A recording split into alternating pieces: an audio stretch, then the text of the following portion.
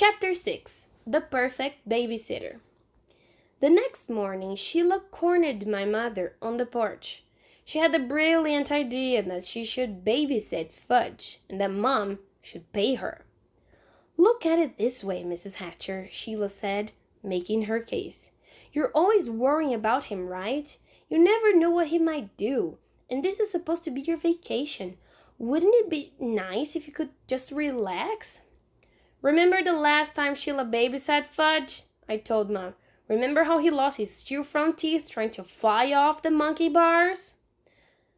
"That was years ago, Mrs. Hatcher," Sheila said. "Fudge wasn't even 3, and I took a babysitting course this year. I guarantee satisfaction." "No babysitting course could prepare you for Fudge," I argued. But Mom wasn't listening to me. She said, "I think you have a good point, Sheila.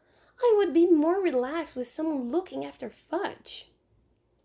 "Who ever heard of a wife babysitting her husband?" I asked. "Everyone knows this marriage thing is a joke," Sheila said. "Everyone except you, Peter." "Yeah, what about the groom? He thinks it's for real." $7 a day, Mom said to Sheila. 2 hours in the morning and 4 in the afternoon. If we need you after supper, we'll pay extra. "It's a deal," Sheila said, shaking Mom's hand. Then she skipped off singing, hey ho, it's off to work we go." "What about me?" I asked Mom. "What am I supposed to do while she's babysitting Fudge?" "Why, Peter," Mom said, "I thought you'd welcome the chance to have some time to yourself." "Yeah, once Jimmy Fargo gets here." "Well, maybe you and Sheila can watch Fudge together until Jimmy comes." "Together?" "Yes, together. And you'll pay me too?" "I'm paying $7 a day. I don't care how you split it." But Sheila wasn't interested in sharing her salary with me. "It was my idea. Why should I give up half my money?" "Because he's too much for one person to handle." "I can handle anything, Peter. I'm a very responsible person." She turned away from me and called, "Fudgy, where are you?"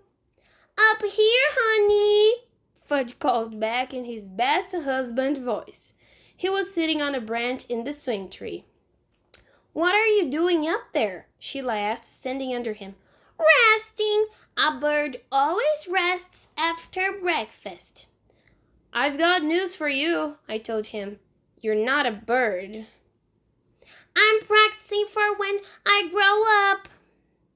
"You are not going to be a bird when you grow up," I reminded him. "I know I'm not going to be a bird. I'm going to be a bird breather." "What's a bird breather?" Sheila asked.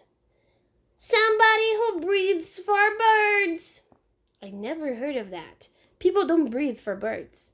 "That's how much you know." Sheila looked at me. "He means a bird breather. Without me around, she'll never understand him." "Oh, a bird breeder. That makes more sense." "What makes more sense?" "Being a bird breeder," Sheila said.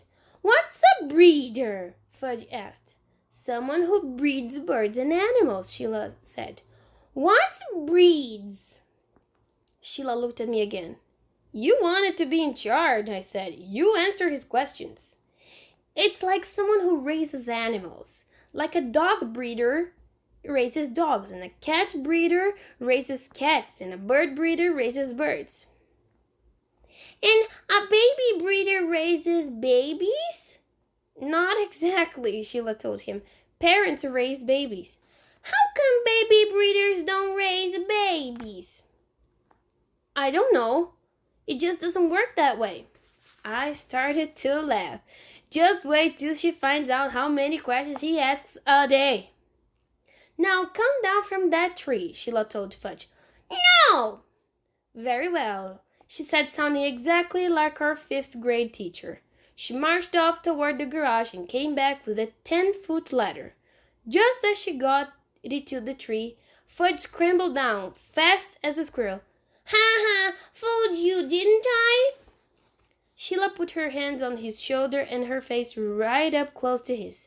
"Now listen to me, Fudge Hatcher. I made a deal with your mother.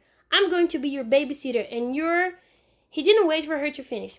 I thought you were going to be my wife. First, I'm going to be your babysitter, and if that works out, we'll talk about the wedding.